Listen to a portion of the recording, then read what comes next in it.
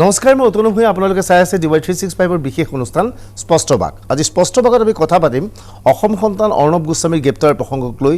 Republic টিভিৰ editor in chief Arnab গোস্বামীক আজি পুৱাৰ ভাগত গ্ৰেপ্তাৰ কৰা হৈছে অৰ্ণৱ বক্তিয়া ঘৰত আছিল অভিযোগ মুম্বাই আৰক্ষী অভিযোগ কৰিছে অৰ্ণৱ গোস্বামীৰ ঘৰৰ দুৱাৰ প্ৰায় 1 ঘণ্টা 2 ঘণ্টা সময় খুলি দিয়া আছিল খুলি দিয়াৰ পিছত সমগ্ৰ দৃশ্য লাইভ টেলিকাষ্ট হৈছিল আৰু অৰ্ণৱ গোস্বামী ঘৰৰ পৰা ওলাই যাব বিচৰা আছিল তথাপিও বলপূৰ্বকভাৱে অৰ্ণৱ গোস্বামীক গ্ৰেপ্তাৰ কৰা হ'ল এটা লগে লগে প্ৰশ্ন হৈছে অৰ্ণৱ গোস্বামীৰ গ্ৰেপ্তাৰ আসলতে সাংবাদিকতাৰ কণ্ঠ ৰোধ কৰাৰ প্ৰচেষ্টা নেকি আমি কথা পাতিম আটক অৰ্ণৱৰ ওপৰত বিতং আলোচনা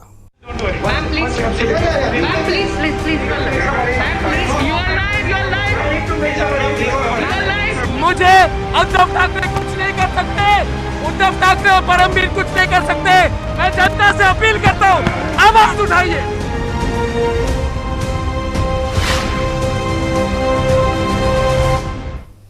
মহাৰাষ্ট্ৰ চৰকাৰে কঠোৰ পদক্ষেপক লৈ দেশজুৰি ভিন্ন ধৰণৰ আলোচনা হৈছে কিন্তু নাটকীয়ভাৱে সমগ্ৰ বিষয়টোক কেন্দ্ৰ কৰি সাংবাদিক মহলে যি ধৰণে প্ৰতিবাদ কৰিব লাগিছিল সেই ধৰণে প্ৰতিবাদ কৰা নাই কিছু সময়ৰ আগৰ আমি নতুন দিল্লীৰ দৃশ্য আপোনালোকক দেখুৱাব বিচাৰিছোঁ দিল্লীৰ ৰাজপথত দেখা গৈছিল ব্যাপক হাৰত বিজেপি কৰ্মীসকল ওলাই আহিছে হাতত জোৰ লৈ তেওঁলোকে সমদল কৰিছে আৰু তেওঁলোকে মূলতঃ প্ৰতিবাদ কৰিছে অৰ্ণৱ গোস্বামীৰ গ্ৰেপ্তাৰৰ আৰু বাৰে বাৰে সোনিয়া গান্ধী আৰু ৰাহুল গান্ধীকে তেওঁলোকে আক্ৰমণৰ লক্ষ্য হিচাপে বাছি লৈছে উল্লেখযোগ্য যে ৰিপাব্লিক টিভিত অৰ্ণৱ গোস্বামীয়ে ঘনে ঘনে কংগ্ৰেছৰ নীতি সমালোচনা কৰিছিল উদ্ধৱ ঠাকৰে আৰু কংগ্ৰেছ আৰু এনচিপিৰ চৰকাৰখনক মহাৰাষ্ট্ৰ চৰকাৰখনক সমালোচনা কৰিছিল আনকি শেহতীয়াভাৱে সুশান্ত সিং ৰাজপুতৰ আত্মহত্যাৰ বিষয়টোক লৈ অৰ্ণৱে নিজাববীয়াকৈ ভিন্ন পন্থা গ্ৰহণ কৰিছিল আৰু এইখিনি সময়তে অৰ্ণৱ গোস্বামী অন্যান্য টেলিভিজন চেনেলৰ এংকৰৰ বিৰুদ্ধেও সৰব হৈ পৰিছিল হয়তো যাৰ পৰিৱেশ পৰিস্থিতিত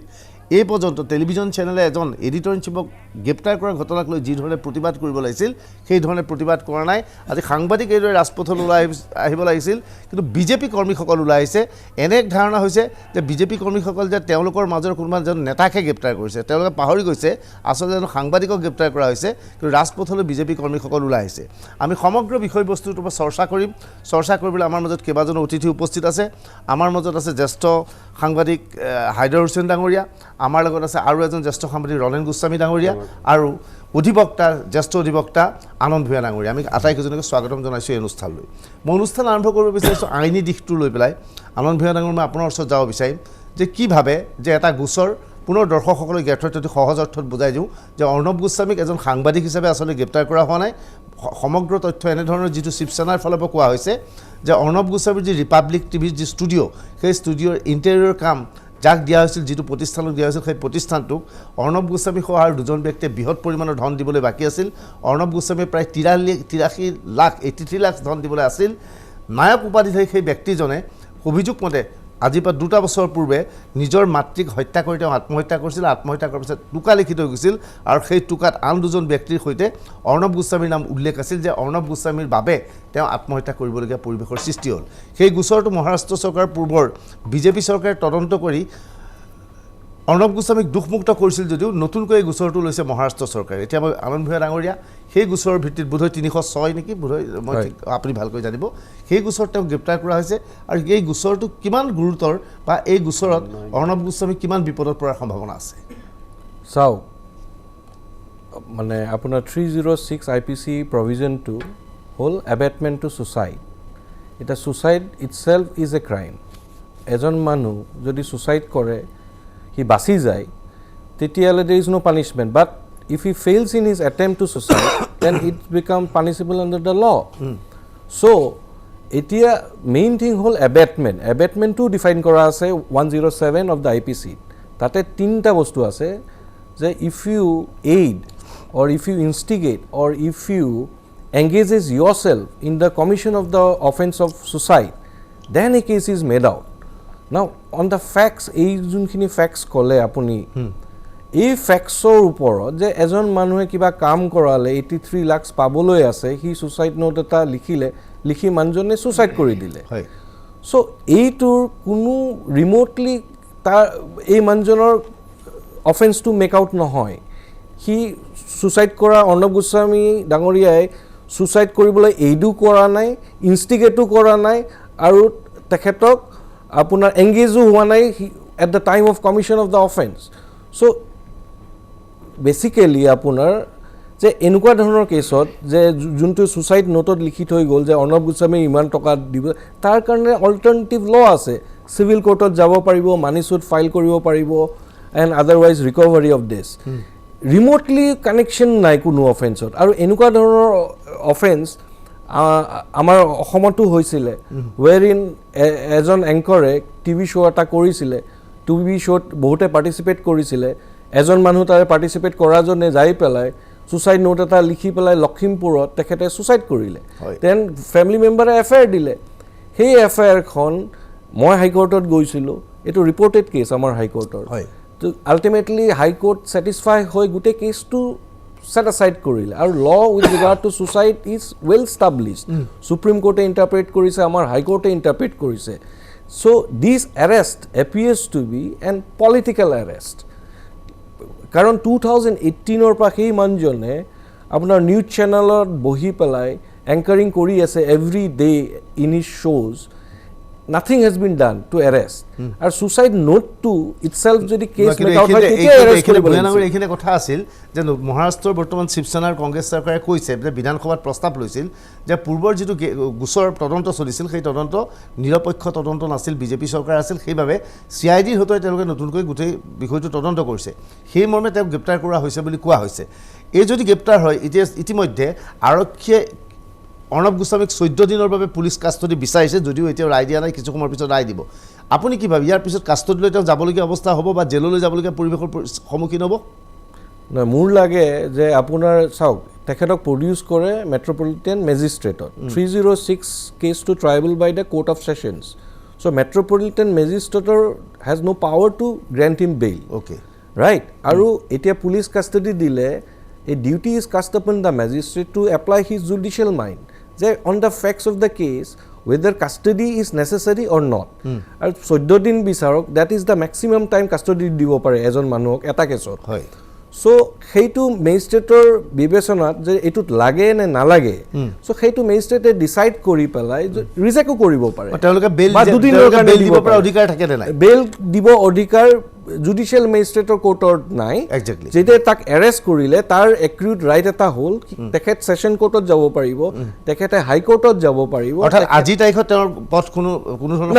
নাই, ৰিলিজ কৰাৰ ৰাস্তা নাই। ঠিক আছে, মই আপোনাৰ লগত কথা পাতিম। এয়া আছিল আইনী দিশটো। মই হাইদৰ হুছেইন ডাঙৰীয়াৰ ওচৰলৈ যাব বিচাৰিছোঁ। অৰ্ণৱ গোস্বামীক লৈ আমি অসমবাসীয়ে গৰ্ববোধ কৰিছিলোঁ যে অসমত এনে এজন ব্যক্তি ওলাইছে ভূপেন হাজৰিকাৰ পিছত, যিজন ব্যক্তিক সমগ্ৰ ভাৰতে চিনি পায় অৰ্ণৱ গোস্বামী বুলি। তেওঁৰ যি সাংবাদিকতা, সেই সাংবাদিকতাক কোনোবাই সমালোচনা কৰে সেয়া বেলেগ কথা, কিন্তু অৰ্ণৱ গোস্বামী পৰিচিত ব্যক্তি। আমি গৰ্ববোধ কৰোঁ যে অৰ্ণৱ গোস্বামী এইখন অসমৰে আমাৰ লগৰ এজন ব্যক্তি। এতিয়া প্ৰশ্ন হ'ল যে অৰ্ণৱ গোস্বামীক এটা পুৰণা গোচৰত গ্ৰেপ্তাৰ কৰা হ'ল, আৰু মুম্বাই আৰক্ষী বা মহাৰাষ্ট্ৰ চৰকাৰ ইমানো বুৰ্বক নহয় যে সাংবাদিকতাৰ কেছ এটা তেওঁক কেছ দিব। আৰু অৰ্ণৱ গোস্বামীৰ বিৰুদ্ধে অভিযোগ আছিল যে তেওঁ ঘনে ঘনে তাৰ যিগৰাকী আৰক্ষী আয়ুক্ত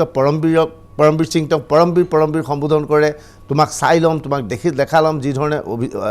আক্ৰমণ চলাইছিল। এনেবোৰ কাৰণতে পুৰণা গোচৰ এটা তেওঁক লোৱা হৈছে। এয়া আচলতে সাংবাদিকতাৰ কণ্ঠ ৰোধ কৰাৰ এটা চেষ্টা নেকি হাইদৰ হুছেইন ডাঙৰীয়া? নহয়, সেই ব্যাখ্যাটো আপুনি দিব পাৰে যে সাম্প্ৰতিক সময়ত সমগ্ৰ ভাৰতবৰ্ষতে চৰকাৰ বিৰোধী যিবোৰ সাংবাদিক আছে সেইবিলাকক পক্ষান্তৰে আপোনাৰ হয় হাৰাশাস্তি, নহয় চৰকাৰ বিৰোধী নহয়, যদি বিজেপি চৰকাৰ নহয়, এইটো আজিৰ বুলি নহয়, এইটো আপোনাৰ আমাৰ অসমতো হিতেশ্বৰ শইকীয়াৰ দিনতো অজিত বিহাৰত গ্ৰেপ্তাৰ হৈছে, আপুনি এবাৰ হেৰি হৈছে, মোক নি পেলাই প্ৰফুল্ল মহন্তৰ দিনত আপোনাৰ থানাত মাতি নি পেলাই মোক 2 দিন ৰাখিছিলে। গতিকে কথাটো হ'ল যে এইটো এটা চৰকাৰ বিৰোধী স্থিতিৰ এইটো এটা। কিন্তু অৰ্ণৱ গোস্বামীৰ বেলিকা হ'ল কি যে অৰ্ণৱ গোস্বামী, আমিওতো বহুত আশা কৰিছিলোঁ যে এজন ল'ৰা দিল্লী ইউনিভাৰ্চিটিৰ ইমান ব্ৰিলিয়েণ্ট ল'ৰা, অক্সফৰ্ডত পঢ়িবলৈ গৈছিল, তাক আমি 2004 চনত আপোনাৰ পাকিস্তানলৈ গৈছিলোঁ একেলগে অটল বিহাৰী বাজপেয়ীৰ লগত। তাতে দেখিলোঁ NDTVত অৰ্ণৱ গোস্বামী, বৰ্ষা আৰু হেৰি আছিলে, বৰ্ষা দত্ত আৰু আমাৰ ৰাজদীপ চৰ্ট আছে। আমি দেখি ভাল পাইছিলোঁ একচুৱেলি। কিন্তু শেহতীয়াভাৱে অৰ্ণৱ গোস্বামী যিটো একশ্যন, এই আপুনি এইমাত্ৰ ক'লে পৰমবীৰ, মই প্ৰথমৰ ফালে আপোনাৰ কেতিয়াবা খোলোঁ আৰু খুলি দেখিলোঁ পৰমবীৰ, মই এইটো ক'ৰবাত চোৰ ডকাইত পিছত দেখিলোঁ এইটো কমিশ্যনাৰ। এই কমিশ্যনাৰটোক আপোনাৰ পৰমবীৰ এইটো এটা। 2 নম্বৰ কথা হ'ল যে অৰ্ণৱ গোস্বামীৰ কিছুমান ধৰক এতিয়া সুশান্ত সিং ৰাজপুত, এইটো আপোনাৰ চেণ্ট্ৰেল গভৰ্ণমেণ্টৰ ন্যায় তদন্ত কৰি পালে যে তেওঁ ড্ৰাগছ খায়, তেওঁৰ পৰিয়ালেও ড্ৰাগছ সৰবৰাহ কৰে, আৰু তেওঁৰ প্ৰেমিকাৰ পৰিয়ালেও ড্ৰাগছ সৰবৰাহ কৰে। এটা ছুইচাইড কৰিব পাৰে, কিন্তু সেইটোতো কোৱা গ'ল হ'ল যে মহাৰাষ্ট্ৰ চৰকাৰ আৰু বলিউডৰ প্ৰতিষ্ঠিত আপোনাৰ অভিনেতা প্ৰডিউচাৰ কথাছবি প্ৰযোজক আৰু কিছুমান নায়কে ষড়যন্ত্ৰমূলকভাৱে তেওঁক আচলতে হত্যা কৰিলে বা হত্যাৰ কাৰণে প্ৰৰোচিত কৰিলে সেইখিনি কোৱাৰ তেওঁৰ অধিকাৰ আছে নাই তেওঁতো কোৱাৰ অধিকাৰ আছে আমি কোৱাৰ দৰ্শক অধিকাৰ হিচাপে আছে, তেওঁৰ অধিকাৰ কিন্তু- তেওঁৰ বক্তব্য গ্ৰহণ কৰিব পাৰো নকৰিব পাৰো তেওঁতো কোৱা নাই তেওঁ অকল কৈয়ে এৰা নাই তেওঁ কৈছে যে এইটো আপোনাৰ মাতি আনি পেলাই যে এইটো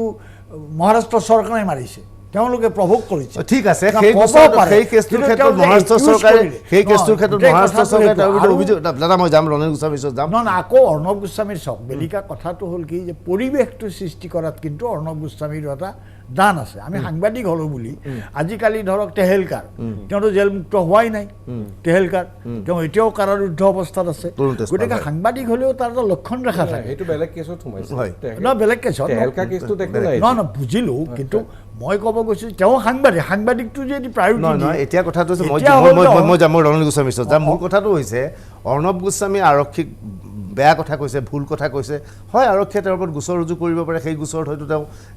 গ্ৰেপ্তাৰ হ'ব পাৰে জামিনবিহীন গোচৰ হ'ব পাৰে গ্ৰেপ্তাৰ তেওঁ বেলেগ হ'ব পাৰে নহয় কিন্তু এই গোচৰত তেওঁ গ্ৰেপ্তাৰ কৰা নাই এনে এটা গোচৰত গ্ৰেপ্তাৰ কৰিছে যিটো গোচৰ তদন্ত ইতিমধ্যে হৈ গৈছে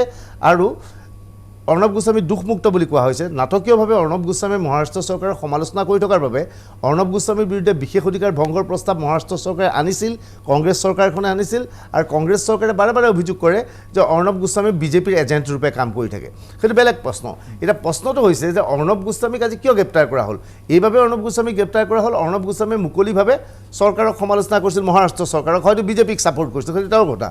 বিজেপিক ছাপোৰ্ট কৰি কংগ্ৰেছক আক্ৰমণ কৰাৰ বাবেই আজি মহাৰাষ্ট্ৰৰ কংগ্ৰেছ চৰকাৰে তেওঁক গ্ৰেপ্তাৰ কৰিলে এনেধৰণৰ ঘটনা এইখন ভাৰতত বহুত ঘটনা ঘটিছে উত্তৰ প্ৰদেশত বহুত ঘটনা সংঘটিত হৈছে কেইবাজনো সাংবাদিকক যোগী আদিত্যনাথ চৰকাৰে গ্ৰেপ্তাৰ কৰিছে যি বিজেপিৰ নীতিক সমালোচনা কৰিছে আজি বিজেপিয়ে ৰাজপথলৈ ওলাই আহিছে কিন্তু মহাৰাষ্ট্ৰত কোনো বিজেপি ৰাজপথলৈ ওলাই অহা নাই যে কিয় সাংবাদিকৰ বাবে ঘটনা সংঘটিত হৈছে এতিয়া কথা হৈছে এই গ্ৰেপ্তাৰ প্ৰক্ৰিয়াটো আচলতে সাংবাদিকতাৰ কণ্ঠৰোধ এটা প্ৰক্ৰিয়া নেকি ৰণেন গোস্বামী সাংবাদিকতাৰ কণ্ঠৰোধৰ প্ৰক্ৰিয়া হয় নে নাজানো কাৰণ অৰ্ণৱ গোস্বামী যিখিনি কাম কৰে সেইখিনি মহাৰাষ্ট্ৰ চৰকাৰে যি কাৰণে কৰিছে সেইটো কৰিব মানে মই সমৰ্থন নকৰোঁ দেই এইটো নহয় যে গ্ৰেপ্তাৰৰ আমি সকলোৱে তেখেতে কোৱাৰ নিচিনা আইনত মানে স্পষ্টকৈ কোৱা আছে আমি আইনে তেওঁক এইটোও ঠিক যে আইনে তেওঁক আত্মৰক্ষাৰ সুবিধা দিব সেলফ ডিফেন্সৰ সুবিধা দিব সেইটো ঠিক কিন্তু অৰ্ণৱ গোস্বামী যাক সাংবাদিকতা বুলি কয় সেইটোক আমি সাংবাদিকতা যিটো মিডিয়া ট্ৰায়েল কাৰণ আমি বাৰু একদম সাধাৰণ মানুহ নিমাখিত আমি নাজানো ইমান কথা যেতিয়া সুপ্ৰিম কোৰ্টৰ চিফ জাষ্টিছ এছ এ বোবডে সুধিছে যে তুমি এনেকৈ যে মিডিয়া ট্ৰায়েল কৰা এই ট্ৰায়েলটো তোমাৰ কাৰণে সেয়া হয় নহয় সুধিছেতো সুপ্ৰিম কোৰ্টে সুধিছে বম্বে হাইকোৰ্টে সুধিছে যে যিটো মিডিয়া ট্ৰায়েল অমুকক এৰেষ্ট কৰিব লাগে তৌকক কিয় গ্ৰেপ্তাৰ কৰা নাই এইবিলাক ক'ব পাৰে যে অমুকে ড্ৰাগ খায় চৰকাৰৰ সমালোচনা কৰিব চৰকাৰৰ সমালোচনা কৰাৰ কাৰণে আজি অৰ্ণৱ গোস্বামী কাৰণ যিসকল চৰকাৰপন্থী আজি আমি দেখিছোঁ টাইমছ নাও আমি ইণ্ডিয়া টিভি সেই গোটেইবিলাকে এৰেষ্টৰ আপত্তি কৰিছে কিন্তু বাকী লগতে সেই লাইনটো লগাই দিছে যে এই ধৰণৰ ষ্টুডিঅ'ত মাতি আনি মানুহ তাক অপমান কৰি মিডিয়া ট্ৰায়েল কৰাটো আমি সমৰ্থন নকৰোঁ আজিও কৈছে সেই কথাটো মই বুজিছোঁ মই আকৌ আনন্দ ভূঞা ডাঙৰীয়াৰ ওচৰত যাওঁ যে মই বাৰে বাৰে কৈ আছোঁ যে অৰ্ণৱ গোস্বামীয়ে টেলিভিশ্যন ষ্টুডিঅ'ত মাৰি কাৰোবাক অপমান কৰিছে ভুল বাতৰি পৰিৱেশন কৰিছে প্ৰভোগ কৰিছে তাৰ বাবে তেওঁৰ বিৰুদ্ধে গোচৰ যুগক তেওঁক গ্ৰেপ্তাৰ কৰে তাত ক'বলগীয়া আমাৰ একো নাছিল কিন্তু আজি তেওঁক সাংবাদিক হিচাপে গ্ৰেপ্তাৰ কৰা হোৱা নাই বৰঞ্চ তাক দেখুওৱা হৈছে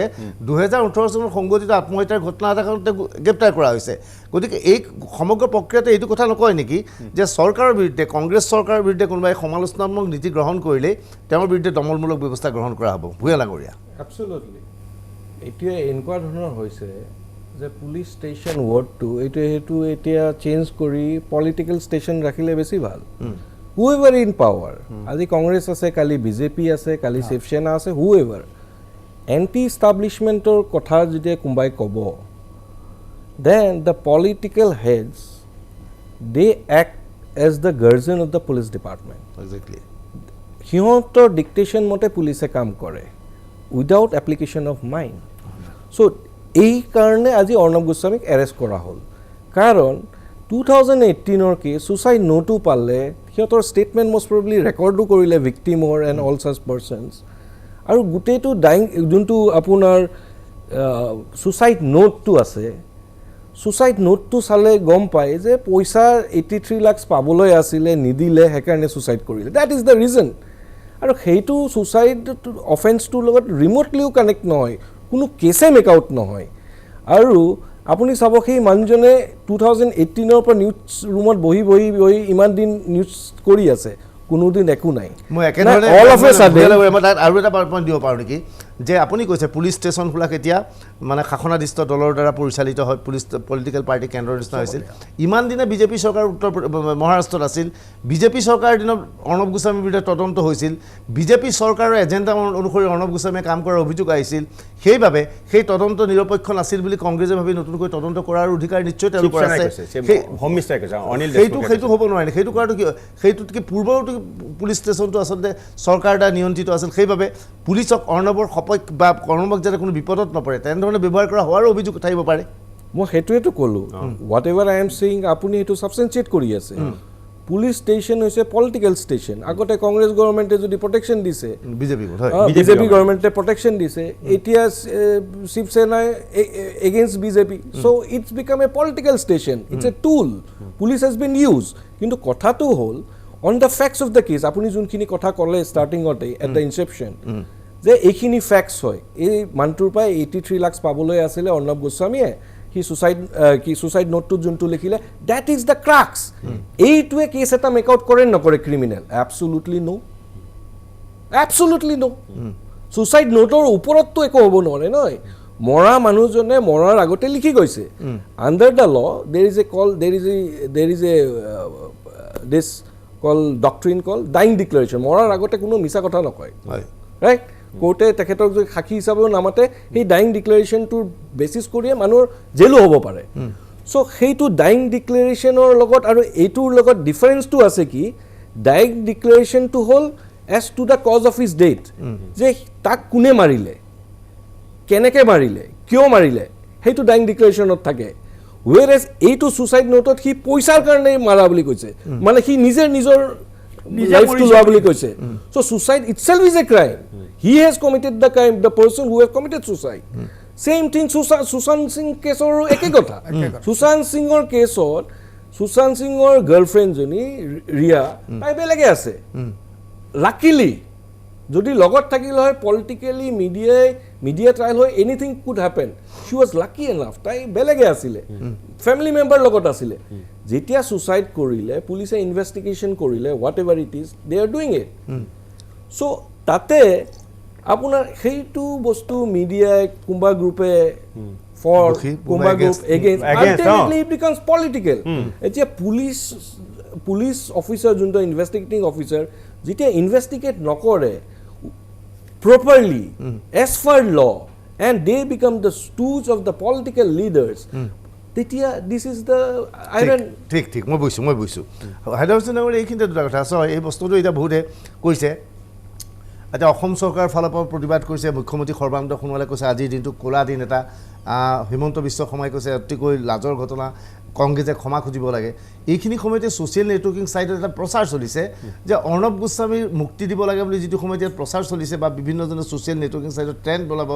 চেষ্টা কৰিছে সেইখিনি সময়ত এইখন চৰকাৰে কিন্তু অখিল গগৈ কোনো কথা নাই বতৰা নাই জেলত ভৰাই থৈছে এটাৰ পিছত এটাকৈ গোচৰ ৰুজু কৰিছে সেইটো এটা সম্পূৰ্ণ পৃথক বস্তু কিন্তু যিহেতু আজি অৰ্ণৱৰ বিষয়টোৰ লগতে এই বিষয়টো আলোচনা হৈছে সেই প্ৰশ্নটো মই আপোনাক কৰিব বিচাৰিছোঁ হুছেইন ডাঙৰীয়া যে সৰ্বানন্দ সোণোৱালে আজি ইতিহাসৰ ক'লা দিন বুলি কৈছে কিন্তু সেই সোণোৱাল ডাঙৰীয়াই কিন্তু অখিল গগৈক এটাৰ পিছত এটাকৈ মিছামিছি কেছত সোমাই ধৰিছে আপুনি কি ভাবে নহয় সেইটোতো হয়েই গোটেই কাৰবাৰটো হ'ল যে এতিয়া তেখেতে কৈছে ভূঞাই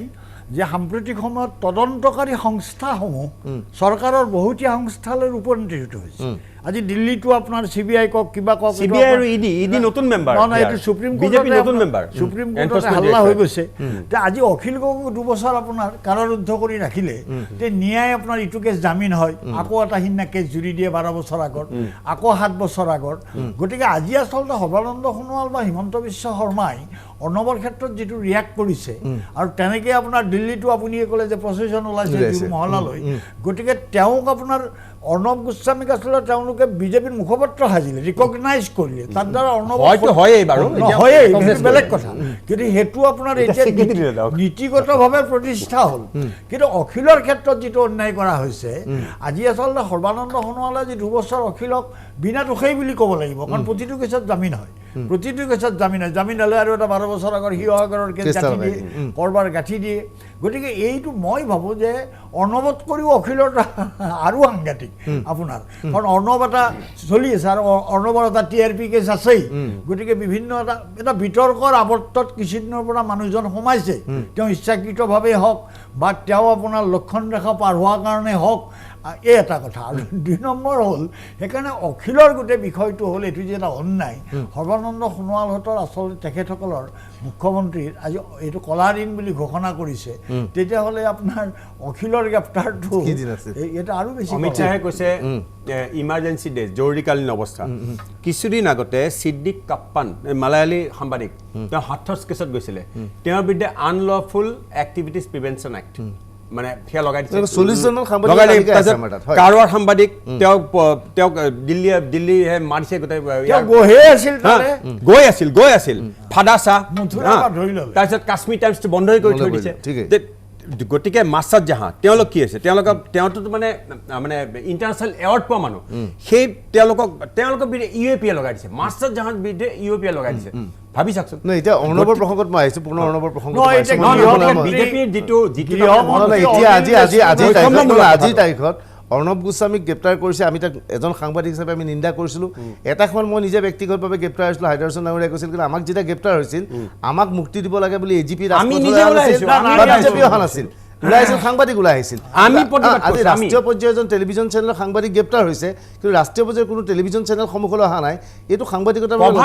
লজ্জাজনক ঘটনা হয় নহয়? মোক আপোনাৰ গ্ৰেপ্তাৰ কৰাই নাই, থানাত মাতিছিল, আদৱানী তেতিয়া কেন্দ্ৰীয় গৃহমন্ত্ৰী, ইয়াৰ পৰা বিজয় চক্ৰৱৰ্তী আপোনাৰ ফোন কৰিলে, কিবা কৰিলে, দিল্লীৰ প্ৰেছ ক্লাবৰ পৰা সাংবাদিকবোৰ গ'ল, যাই পেলাই আদানীক লগ ধৰিলে। যিহেতু কি কাৰবাৰ আপোনাৰ, আদানীয়ে ফোন কৰিলে, আদৱানী আমাৰ লালকৃষ্ণ আদৱানী। মই ক'ব গৈছোঁ এইটো যে আজিৰ তাৰিখত আপুনি ঠিকেই ক'লে, আজি তাৰমানে অৰ্ণৱ গোস্বামীৰ একশ্যন, মই কৈছোঁ যে তেওঁ লক্ষণ ৰেখা পাৰ হোৱা কথাটো এনেকুৱা যে আজি দিল্লীৰ বাটত অৰ্ণৱৰ ষ্টেটাছৰ সাংবাদিক, আপোনাৰ তেওঁৰ সৰ্বভাৰতীয় খ্যাতিটো আছেই, আপোনাৰ আন্তঃৰাষ্ট্ৰীয় পৰিচিতিও আছে, আৰু চৰকাৰখন তেওঁৰ বেকত থকা আশীৰ্বাদ পুষ্ট আৰু গোটেইখিনি। গতিকে আজি আপোনাৰ সাংবাদিকসকল যেনেকৈ দিল্লীত ৰাজধানীটো ল'ব লাগিছিল, বোম্বেত আপোনাৰ কোৰ্ট ঘেৰাও কৰিব লাগিছিল, বোম্বেত আপোনাৰ হোম মিনিষ্টাৰৰ ঘৰ ঘেৰাও কৰিব, অনিল দেশমুখক হ'লে অৰ্থাৎ ঠিক। মই বুজি এতিয়া তাৰমানে এনেকুৱা হৈছে নেকি, মই বেলেগ কথা, এতিয়া সাংবাদিকো আজিকালি দুটা ঠাইত উপনীত হ'ল। আমাৰ দিনত তেনেকুৱা নাছিল। আমি যেতিয়া আৰম্ভ কৰিছিলোঁ আজি 20 বছৰ আগতে যে আমাক গ্ৰেপ্তাৰ কৰিছিল, হয় কোনোবা আছিল কংগ্ৰেছক সমৰ্থন কৰিছিল, কোনোবাই কংগ্ৰেছক বেয়া পাইছিল, কিন্তু সাংবাদিক যেতিয়া বিপদত পৰে সকলো সাংবাদিকে নাটক কৰি হ'লেও, সঁচাই হ'লেও মিছা হ'লেও একেলগে একেখন মঞ্চত থিয় হয়। আপুনি সঁচা কৈ আছিল, কোনোবাই আহিব মন নগ'লেও আহিছিল। কিন্তু এতিয়া সাংবাদিকো দুটা পক্ষ, শাসকীয় পক্ষ, বিৰোধী পক্ষ। এতিয়া বিজেপি সাংবাদিক, গেৰুৱা সাংবাদিক, এইটো হৈছে বেলেগ ধৰণৰ সাংবাদিক। এয়া আচলতে সাংবাদিকৰ কাৰণে লজ্জাজনক ঘটনা নহয় জানো? এইটো লজ্জাজনক। মানে আপোনাক মোহৰ মাৰিব পাৰিছে,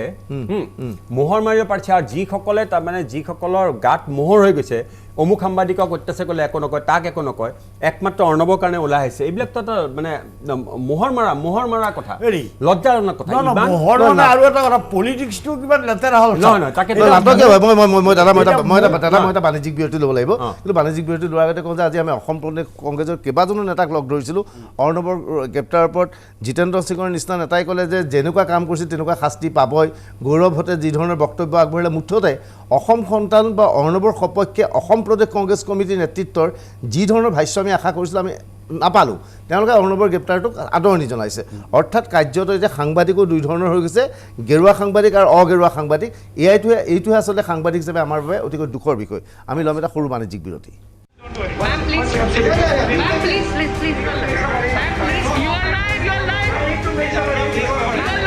मुझे उद्धव ठाकरे कुछ नहीं कर सकते, उद्धव ठाकरे और परमवीर कुछ नहीं कर सकते। मैं जनता से अपील करता हूँ, आवाज उठाइए।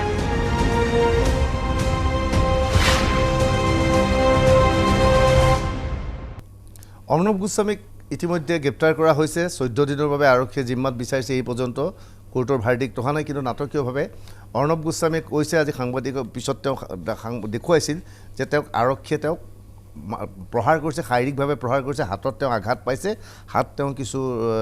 আঘাতৰ চিন আছিল। আৰু ইয়াৰ বিপৰীতে কিছু সময়ৰ আগতে মুম্বাই আৰক্ষীয়ে আন এটা গোচৰ ৰুজু কৰিছে অৰ্ণৱ গোস্বামীৰ বিৰুদ্ধে যে তেওঁৰ ঘৰলৈ অহাৰ অৱস্থাত মহিলা আৰক্ষীক আক্ৰমণ কৰিছিল অৰ্ণৱ গোস্বামীয়ে, সেইবুলি এটা গোচৰ ৰুজু কৰা হৈছে, দুই পক্ষৰ মাজত গোচৰ ৰুজু হৈছে। মই যিহেতু আমাৰ লগত জ্যেষ্ঠ অধিবক্তা আনন্দ ভূঞা ডাঙৰীয়া আছে, আনন্দ ভূঞা ডাঙৰীয়াৰ ওচৰত মই আকৌ যাব বিচাৰিছোঁ যে প্ৰশ্নটো হৈছে যে এটা গোচৰত অৰ্ণৱ গোস্বামীক গ্ৰেপ্তাৰ কৰিবলৈ আহিলে যদি অৰ্ণৱ গোস্বামী নিৰ্দোষী বুলি ভাবে বা অৰ্ণৱ গোস্বামী যদি আইনৰ প্ৰতি বিশ্বাসী হ'লহেঁতেন, স্বাভাৱিকতে আৰক্ষীয়ে মতাৰ পিছত তেওঁ যাব পাৰিলেহেঁতেন। কিন্তু দেখা গৈছিল ভিজুৱেল দেখুৱাবলৈ চেষ্টা কৰিম যে অৰ্ণৱ গোস্বামীৰ ঘৰত যেতিয়া আৰক্ষী আহিছিল, অৰ্ণৱ গোস্বামী বাৰে বাৰে নিজৰ আসনত বহিছিল আৰু কোনো ক্ষেত্ৰতে উঠি আহিব খোজা যে চকীত বহি আছে, বাৰে বাৰে আৰক্ষীয়ে বুজাইছিল আপুনি বলক, তেওঁ নাযায়। এটা সময়ত তেওঁক টানি লৈ যোৱা হৈছিল আৰু লৈ যোৱাৰ পিছত আৰু সমগ্ৰ দৃশ্যক লৈ এতিয়া দেশজুৰি প্ৰতিক্ৰিয়াৰ সৃষ্টি হৈছে। আচলতে এই পৰিৱেশ পৰিস্থিতি অৰ্ণৱ গোস্বামীয়ে ইচ্ছাকৃতভাৱে সৃষ্টি কৰিছিল নেকি যে এজন যদি কালি মোক যদি বিচাৰি আহে পুলিচে, মোৰ স্বাভাৱিকতে মই যদি ঘৰৰ চকীত বহি থাকোঁ, মই নাযাওঁ বুলি ক'লোঁ, মোক স্বাভাৱিকতে টানি নিব লাগিব, কিন্তু টানি নিয়াৰ পৰিৱৰ্তে তেওঁ নিজে যোৱা নাছিল নেকি? এই প্ৰসংগত আপুনি কি কয় যে আৰক্ষীয়ে এজন ব্যক্তিক এনেধৰণে ঘৰৰ পৰা লৈ যোৱাৰ অধিকাৰ আছেনে নাই আইনী দিশত? Absolutely. Under the law, police officer has the power to arrest. So, এতিয়া একদম minimum force has to be used at the time of arrest. এতিয়া মানুহ এজন মই ফুটিংটো চাইছোঁ, it appears to be very dramatic আৰু এনেকুৱা এটা situation হ'ব দিছে। But anyway, so police they have done their duty. Yes, অলপ চলপ access হ'ব পাৰে কেতিয়াবা। মেক্সিমাম কেছত হয়ো সেইটো যে পুলিচে এজন অৰ্ডিনাৰী মানুহক এৰেষ্ট কৰিবলৈ পূৰা বেণ্ড পাৰ্টি এটা পুলিচ টিম এটা লৈ যায়। So' these are part and parcel. কিন্তু এতিয়া যি তেখেতৰ এগেইনষ্টে আৰু এটা কেছ দিছে, চ' সেইটো again from the old books যে যেতিয়া এষ্টাব্লিছমেণ্টৰ এগেইনষ্টে হয় দেৰ উইল বি এইটো দুটাই হৈছে, এতিয়া আৰু আহিব case. And this is the process wherein এটা মানুহক ভিতৰতে ৰাখি থোৱা, মানে repeated arrest after arrest repeated arrest. Even supreme কোৰ্টে এটা জাজমেণ্ট দি থৈছিলে, সেইটো ফাৰুক আব্দুল্লাৰ দেউতাকৰ কেছ, সেইটো উমৰ আব্দুল্লা তেখেতৰ কেছ আছে সুপ্ৰিম কোৰ্টত, শেখ আব্দুল্লাৰ কেছত দিছে বিউটিফুল জাজমেণ্ট। আমাৰ কোৰ্টে এতিয়াও ফ'ল' কৰে, ডেটছ এ গুড ল। তাতে কৈছিলে যে আজি ছাপ'জ এখন এফআইআৰ ৰেজিষ্টাৰ হৈছে, সেই কানেকশ্যনত মোক এটা কেছত এৰেষ্ট কৰিলে, কাৰেক্ট? চ' তাৰ আগত যিমান কেছেছ আছে সেই মানুহটোৰ, সেইবিলাকো everything has to be made known to that particular person. সেই মানুহটো সেই কেছত যোনটোক মই এৰেষ্ট কৰিছোঁ সেইটো ওলাই অহাৰ পিছত আকৌ সেই কেছটোত চ'ন এৰেষ্ট কৰা, that it self is bed in law. সেই কেছটোৰ মই হেল্প লৈছিলোঁ এটা কেছতো তেনেকুৱা কেছ হৈ আছে নাই? নহয়, আপোনাৰ অখিল গগৈৰ কেছত উকিল বেলেগ আছে, ফেকচুৱেল মেট্ৰিক্স মই নাজানো, কিন্তু বেলেগ বেলেগ উকিল আছে, তেখেতৰ হাইকোৰ্টত বেলেগ আছে, লোৱাৰ কোৰ্টত বেলেগ আছে। চ' ফেকচুৱেল মেট্ৰিক্সটো মই নাজানো। এজন ব্যক্তিক মই আকৌ আপুনি যিহেতু আপোনাক পাইছোঁ সেইকাৰণে মই সুধিছোঁ, এজন ব্যক্তিক এটা গোচৰত গ্ৰেপ্তাৰ কৰা হ'ল, তেওঁ জামিন পালে, পাওঁতে তাত আন এটা গোচৰ ৰুজু কৰি দিব পাৰে, এনেধৰণৰ অধিকাৰ আচলতে এইটো ৰিপিটেড এৰেষ্ট বুলি কয়। থাকে নেকি বাৰু? নোৱাৰে, আণ্ডাৰ দ্য ল ৰিপিটেড এৰেষ্ট নোৱাৰে। কিন্তু সেই কাৰণ সেই যেতিয়া এৰেষ্ট কৰিব তেতিয়া আগৰ যিমান পেণ্ডিং কেছেছ আছে all has to be made known to that particular person. ডাঙৰ কথা কৈছে, কথাটো হয়, খুব গুৰুত্বপূৰ্ণ কথা। যিহেতু এই অনুষ্ঠানত আমি অৰ্ণৱ গোস্বামীৰ তাৰ মাজতে ওলাইছে, অখিল গগৈৰ ক্ষেত্ৰত দেখা গৈছে এইটো আছিল শেখ আব্দুল্লা, নহয় জানো? ওমৰ আব্দুল্লাৰ বাপেক হ'ল ফাৰুক আব্দুল্লা।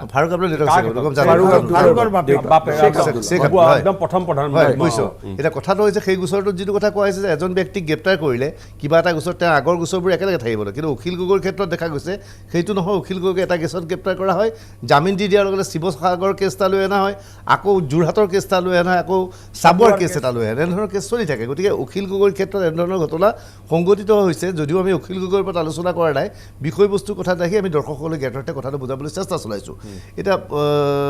ৰনেন গোস্বামী যে আজি গোটেই পৰিৱেশ পৰিস্থিতিটো, অৰ্ণৱ গোস্বামীয়ে যি পৰিৱেশ পৰিস্থিতিৰ ঘৰত সৃষ্টি কৰিলে, কেমেৰা অন ৰাখিলে, মই ভাবোঁ যে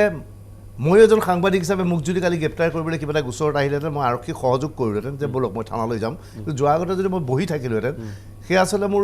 সাহসিকতা নে মোৰ ভীৰুতা মই নাজানো মোক কোৱাটো ঠিক নহ'ব সেয়া সঠিক পদক্ষেপ হৈছিল নে সঠিক নিশ্চয় নহয় হয়তো ক'ব পাৰে তেখেতে আৰু ভালকৈ ক'ব পাৰে যে let me talk to my lawyer হা কাৰণ আমি বিভিন্ন ক্ৰাইমৰ কিতাপ পঢ়িছোঁ ডাঙৰ ডাঙৰ লয়াৰবিলাকে লিখা কিতাপ পঢ়িছোঁ যে মই কোৱা যিকোনো কথা মোৰ বিৰুদ্ধে যিহেতু ব্যৱহাৰ হ'ব পাৰে আৰু পুলিচৰ সেইটো নিয়ম আছে যে পুলিচে ক'ব লাগে anything you say might be used against you সেইটো ৱাৰ্ণিং আচলতে দিব লাগে আইনমতে আচ্ছা গতিকে ক'ব পাৰে যে মোৰ লয়াৰৰ লগত কনচাল্ট নকৰাকৈ মই আপোনাক একো নকওঁ ব'লক মোক লৈ ব'লক আইনৰ লগত সহযোগ কৰিম এতিয়া আইনৰ লগত সহযোগ নকৰিবলৈ আনকি সুপ্ৰিম কোৰ্টেও কোৱা নাই কোনো আইনে কোৱা নাই আইনৰ লগত সহযোগ কৰিব এইটো নকৰিলে পুলিচে কেনেকৈ নিজৰ কামটো কৰিব পুলিচে কেনেকৈ আজি দেখা গৈছে অৰ্ণৱ গোস্বামীক দাঙি লৈ গৈছিল অৰ্ণৱ গোস্বামীক আকৌ এখন চকীত বহিছে আকৌ দাঙি লৈ গৈছে কিন্তু পিছত অৰ্ণৱ গোস্বামী দেখুৱাইছে কেমেৰা কেইটা আছে গতিকে ক'ব নোৱাৰি এইবিলাক যিহেতু মিডিয়াৰ মানুহ সন্মুখত কেমেৰাবিলাক আছে এইটো ইচ্ছা কৰি কৰিছে নে কি কৰিছে এইটো ভালকৈ চালেহে বিচাৰ হ'ব কিন্তু তেওঁৰ যিহেতু মানে নাট্য এজন বিৰাট মানে নাট্য প্ৰৱণতা তেওঁ একদম বিৰাট অভিনয় প্ৰৱণতা আছে গতিকে এইটো একেবাৰতে একে আশাৰে আমি একদম নিৰ্দোষ বুলি ক'ব হাইদৰ হুছেইন ডাঙৰীয়া যে এই বিষয়বস্তুটোক লৈ যে সাংবাদিকে এতিয়া প্ৰতিবাদ কৰা নাই যি ধৰণে প্ৰতিবাদ কৰিব লাগিছিল প্ৰতিবাদ কৰা নাই বিজেপিয়ে কোনো প্ৰতিবাদ কৰা নাই কোনো প্ৰতিবাদ কৰা নাই মাত্ৰ এডিটৰ গিল্ডৰ ফালৰ পৰা ঘটনা গৰিহণা পেলাই ষ্টেটমেণ্ট দিছে তেনেকুৱা এজন এডিটৰৰ ক্ষেত্ৰত এই ষ্টেটমেণ্ট দিয়াটো ভাল নোখোজায় আমাৰ ইয়াত কি প্ৰতিবাদ হৈছিল নেশ্যনেল টিভিয়ে জানি লোৱাটো দৰকাৰ চাই লোৱাটো প্ৰয়োজন আছিল হাইদৰ হুছেইন ডাঙৰীয়া এতিয়া প্ৰশ্নটো হৈছে যে গোটেই বিষয়টোক লৈ ৰাজনীতি চলিছে আজি কংগ্ৰেছ নেতৃত্বই কৈছে যে যেনে কাম কৰিছিল তেনে শাস্তি পাইছে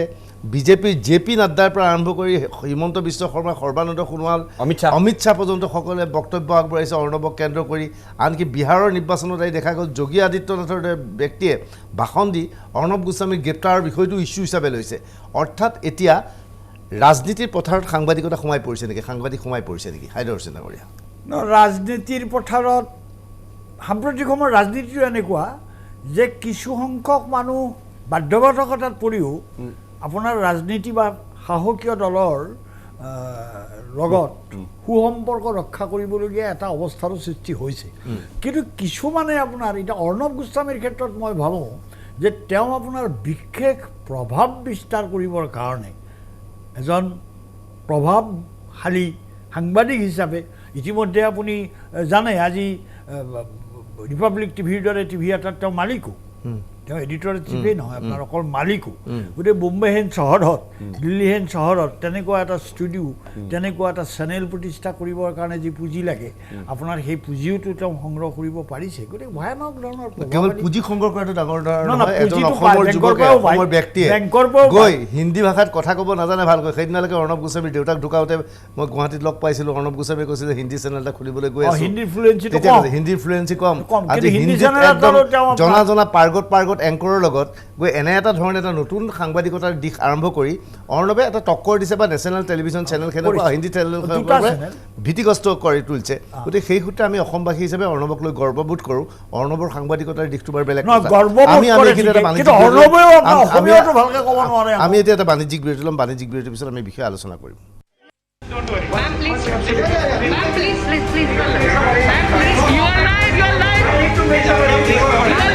मुझे उद्धव ठाकरे कुछ नहीं कर सकते उद्धव ठाकरे और परमवीर कुछ नहीं कर सकते मैं जनता से अपील करता हूँ आवाज उठाइए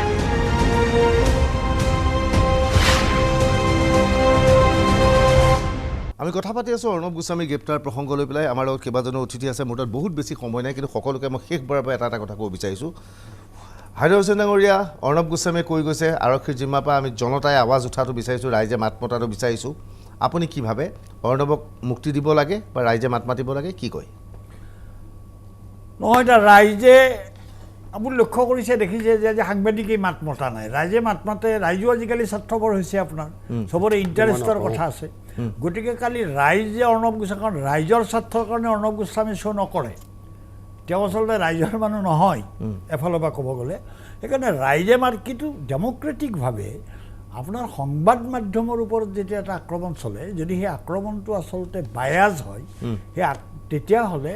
ৰাইজ আপোনাৰ কিছু পৰিমাণে হ'লেও ওলাই আহিব অসমতো আগত আহিছিল ৰাইজ কম সংখ্যক হ'ব পাৰে কিন্তু দুৰ্ভাগ্যজনকভাৱে আজি অৰ্ণৱৰ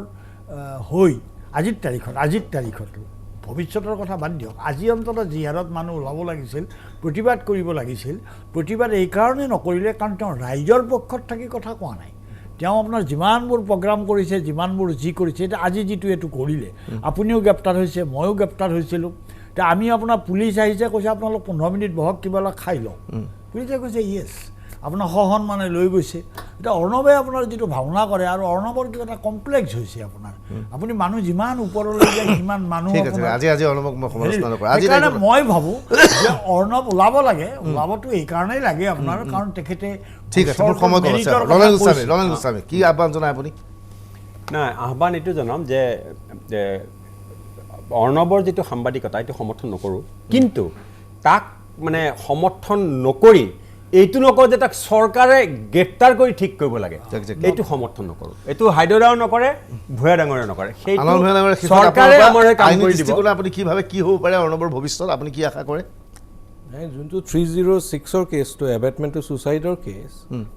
লোৱাৰ কোৰ্টে কিমান এপ্ৰিচিয়েট কৰে মই নাজানো কিন্তু বম্বে হাইকোৰ্ট এখন খুব ভাল হাইকোৰ্ট আৰু তাৰে উকিল বা তাৰে জাজেছ আৰ ভেৰি লাৰ্ণেড পাৰ্চনছ আৰু সেইটো যেতিয়া যাব ইণ্ডিপেণ্ডেণ্ট ৱৰ্ডটো মই ইউজ নকৰোঁ বিকজ ইট ইজ এক্সপেক্টেড যে জাজ has to be an independent person so' সেইটো অলদো আপুনি ইণ্ডিপেণ্ডেণ্টটো ইউজ কৰিছে চ' মদন লকুৰহঁতৰ কথা educated learned person and they are expected to be independent so I am not using that word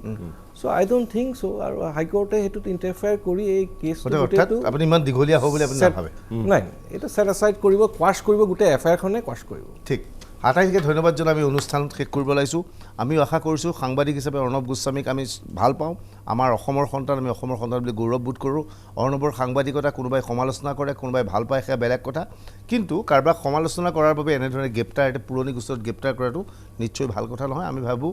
আইনী যুদ্ধত অৰ্ণৱ জিকিব ইয়াকে অনুষ্ঠানৰ পৰা বিদায় লৈছোঁ ধন্যবাদ শুভৰাত্ৰি কিছু সময়ৰ পিছত আৰম্ভ হ'ব 24 ঘণ্টা